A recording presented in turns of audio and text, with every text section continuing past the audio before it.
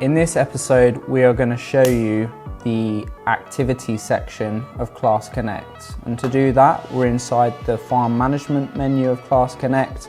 And if we look on the left-hand side, we're then working within the activities section here. This is the section where we can plan tasks to send them to our CLAAS machines. We can also then receive automatic documentation inside this inbox. And then once we've done anything with that documentation, like sent it to an end customer or processed or opened or looked at, we can simply tick that particular work record and we can hit complete, and it's directly going to move it across to the completed section here. So we're using then the inbox as keeping it as a nice tidy section that as soon as we get fresh documentation from our machines, it starts to fill up inside our inbox. But at any time we can click on a particular work record, we can view the timings of the machines going in and out of the field boundaries in this case.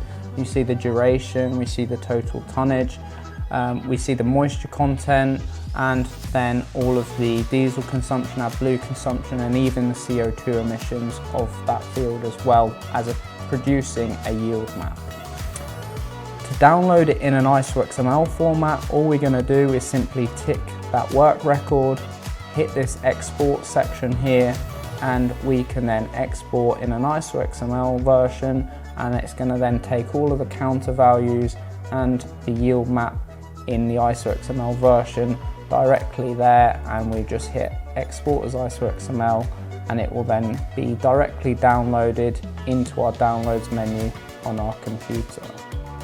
Once we've downloaded that ISO XML version, this is the kind of ISO XML version we can then upload to a third-party file management program for further analysis.